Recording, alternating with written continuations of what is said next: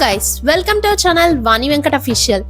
ఈ రోజు వచ్చేసి మనము సలేశ్వరం టెంపుల్ అంటే తెలంగాణ అమర్నాథ్ గా పిలువబడే సలేశ్వరం టెంపుల్ కి వెళ్తున్నామండి. ఈ వీడియోలో మేము అంటే సలేశ్వరం ట్రెక్కింగ్ అనేది చాలా డిఫికల్ట్, అది అందరికీ తెలిసిన విషయమే. కానీ ఆ ట్రెక్కింగ్ కి వెళ్ళే కంటే ముందు ఆ ప్లేస్ కి రీచ్ అవ్వడం కూడా చాలా డిఫికల్ట్ అండి.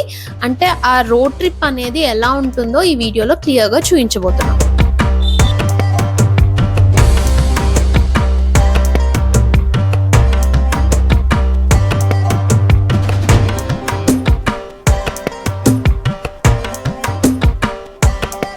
మనము సలేశ్వరానికి వెళ్ళడానికి రెండు మార్గాలు ఉన్నాయండి. ఒకటి వచ్చేసి ఓన్ ట్రాన్స్పోర్ట్, ఐదర్ బైక్ కానీ లేకపోతే కార్ కానీ, ఇంకొకటి వచ్చేసి బస్ అన్నమాట, త్రూ బస్.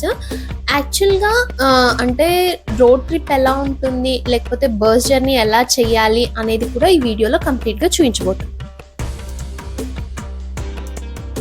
మేము వచ్చేసి early morning 4 o'clock around 4 o'clock start అయ్యామండి. సో ఈ అమ్రాబాద్ టైగర్ రిజర్వ్ ఉంది కదా, ఈ టైగర్ రిజర్వ్ ఫారెస్ట్లోకి ఎంటర్ కావడానికి మాకు అప్రాక్సిమేట్గా 7:30 అయిందండి. యాక్చువల్గా ఇక్కడ నుంచే మనకి మెయిన్ ట్రాఫిక్ అనేది స్టార్ట్ అయిపోయింది.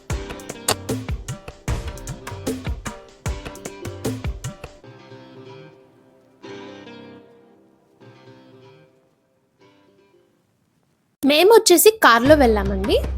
మేము అంటే అమ్రాబాద్ ఫారెస్ట్ రిజర్వ్ ఉంది కదా, టైగర్ రిజర్వ్, ఆ ఫారెస్ట్ ఎంట్రన్స్ దగ్గర అక్కడ పోలీస్ వాళ్ళు ఉన్నారనమాట. 2 ways ఉన్నాయి, ఒకటి శ్రీశైలం వెళ్ళే రూట్, ఇంకోటి వచ్చేసి సలేశ్వరం వెళ్ళే రూట్. సో అక్కడ అడుగుతున్నారు వెదర్ శ్రీశైలం వెళ్తున్నారా లేకపోతే సలేశ్వరం వెళ్తున్నారా అనేసి. ఇన్ కేస్ మనం కానీ సలేశ్వరం వెళ్తుంటే అక్కడే టికెట్స్ ఇస్తున్నారనమాట, పార్కింగ్ టికెట్. కార్కి 500 rupees ఛార్జ్ చేశారు. మీరు కానీ ఒకవేళ బస్లో రావాలి, బస్లో చేరుకోవాలి ఇక్కడికి అనుకుంటే ఫస్ట్ మీరున్న ప్లేస్ నుంచి అచ్చంపేట్కి రీచ్ అవ్వాలన్నమాట. అచ్చంపేట్ నుంచి సలేశ్వరానికి నెంబర్ ఆఫ్ బస్సెస్ అయితే అవైలబుల్గా ఉన్నాయి. అంటే మెయిన్గా సలేశ్వరం వచ్చేసి 3 days ఓపెన్ ఉంటుంది కదా, ఆ 3 daysలో మాత్రం అచ్చంపేట్ టు సలేశ్వరం బస్సెస్ అయితే అరేంజ్ చేశారు. ఇన్ కేస్ మీరు కానీ 2-wheelerలో రావాలి అని ప్లాన్ చేస్తే ఈవెన్ 2-wheelerకి కూడా పార్కింగ్ ఫీ అనేది ఛార్జ్ చేస్తున్నారండి. అది వచ్చేసి 100 rupees. ఇందాక చూపించాను కదా ఆర్చ్, అమ్రాబాద్ టైగర్ రిజర్వ్ అని ఆర్చ్ ఉంది కదా, అక్కడే టికెట్ అనేది ఇస్తున్నారనమాట. 2-wheelerకి అయితే 100 rupees ఛార్జ్ చేస్తున్నారు. మీరు ఇప్పుడు స్క్రీన్లో చూస్తున్నారు కదా అండి, 2 ways కనిపిస్తున్నాయి కదా. లెఫ్ట్ సైడ్ వెళ్ళే రూట్ వచ్చేసి శ్రీశైలం కనమాట. స్ట్రైట్గా వెళ్తే అంటే అక్కడ ఆర్చ్ కనిపిస్తుంది కదా, ఒక చిన్న ఆర్చ్, అలా వెళ్తే అది సలేశ్వరం రూట్.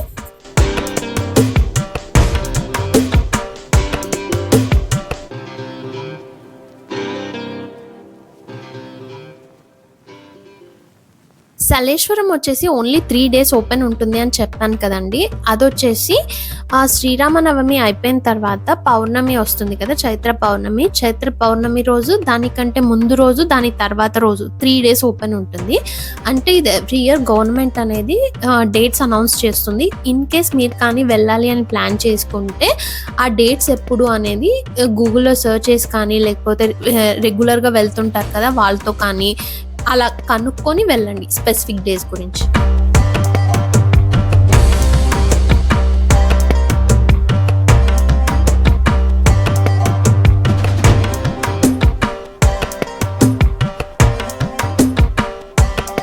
అక్కడి నుంచి మనము ఆర్చ్ అని చెప్పాను కదా, అక్కడి నుంచి స్ట్రైట్గా వచ్చిన తర్వాత మనకి ఒక 13 kilometers అనేది ట్రావెల్ చేయాల్సి ఉంటుందండి. అదంతా కంప్లీట్ ఆఫ్ రోడ్ అనమాట, అస్సలు రోడ్ అనేది ఉండదు, మొత్తం మట్టి రోడ్.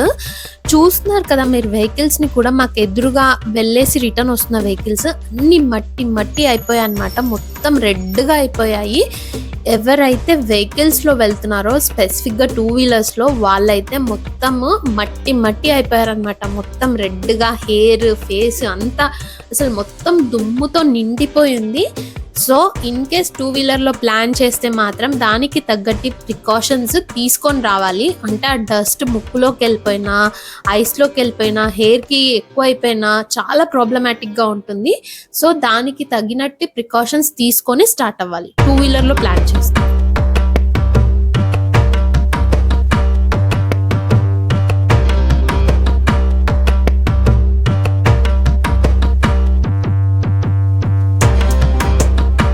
ఓవరాల్‌గా సలేశ్వరం జర్నీ వచ్చేసి చాలా సాహసోపేతమైన జర్నీ అనే చెప్పాలండి. ఈ రోడ్‌లో అంటే ఇందాక చెప్పాను కదా! 2 వీలర్స్ చాలా ప్రికాషన్స్ తీసుకోవాలనేసి. అలాగే 4 వీలర్స్ అయినప్పటికీ కూడా ఈవెన్ వాళ్ళు కూడా ప్రికాషన్స్ తీసుకోవాలి. మెయిన్‌గా అంటే ఓన్ కార్స్‌లో అట్లా వస్తుంటారు కదా! వాళ్ళు ఫస్ట్ మీ కార్ కలర్ ఏదైనా రిటర్న్ వచ్చేటప్పుడు మాత్రం రెడ్‌గా మారిపోతది. అది ఫిక్స్ అయిపోవాలి. తర్వాత రోడ్ చాలా చిన్నగా ఉంది కాబట్టి స్క్రాచెస్ పడే ఛాన్సెస్ చాలా చాలా చాలా ఎక్కువగా ఉన్నాయి. దానికి కూడా రెడీ ఉండాలి. అండ్ చాలా కేర్‌ఫుల్‌గా డ్రైవ్ చేయాలి. అది బాగా గుర్తుపెట్టుకోవాలి. సో, అందుకే అన్నిటికి ప్రిపేర్ అయ్యి ఈ జర్నీ అనేది స్టార్ట్ చేయాల్సి ఉంటుంది.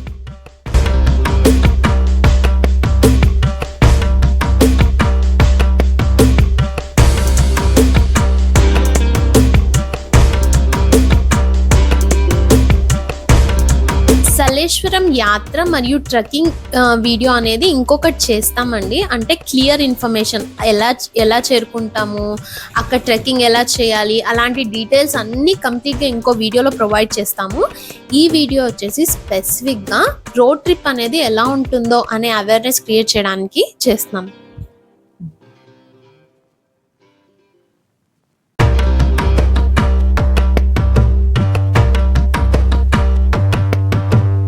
ఈ 13 కిలోమీటర్స్ అయిపోయిన తర్వాత కార్‌లో వచ్చిన వాళ్ళకి ఒక స్టాప్ ఉంటుందండి పార్కింగ్‌కి. బస్‌లో వచ్చిన వాళ్ళకి ఒక స్టాప్ ఉంటుందన్నమాట. సో, బస్‌లో వచ్చిన వాళ్ళు అక్కడ దిగేసిన తర్వాత అక్కడ ఆటోస్ ఉంటాయి. ఆటోస్‌లో ఎక్కేసి ఒక 4 కిలోమీటర్స్ మళ్ళీ ట్రావెల్ చేయాల్సి ఉంటుంది.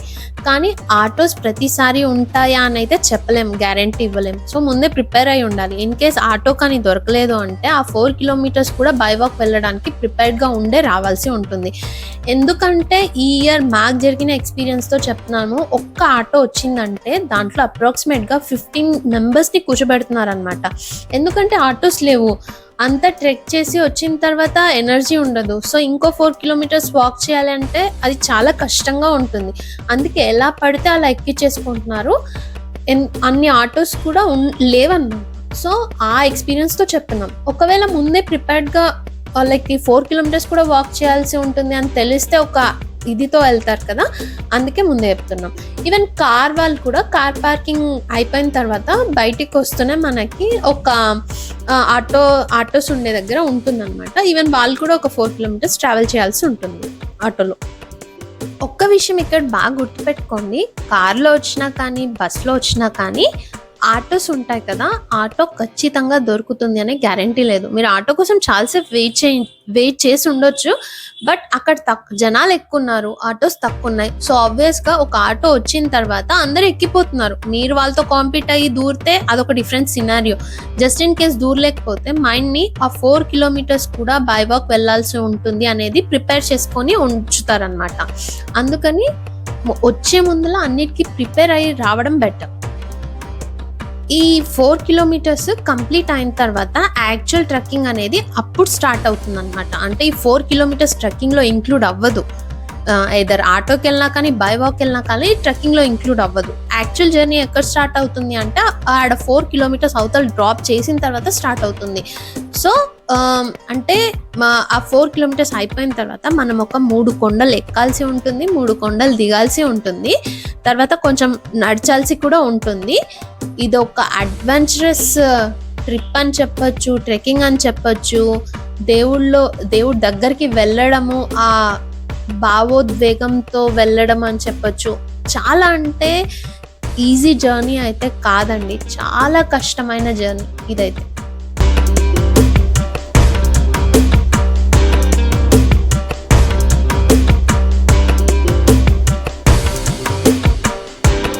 కార్ పార్కింగ్ అని కూడా చెప్పా కదండి. యాక్చువల్‌గా ట్రాఫిక్ బిగిన్ అయితే కారు ఎక్కడిదక్కడ స్టాప్ చేస్తున్నారు.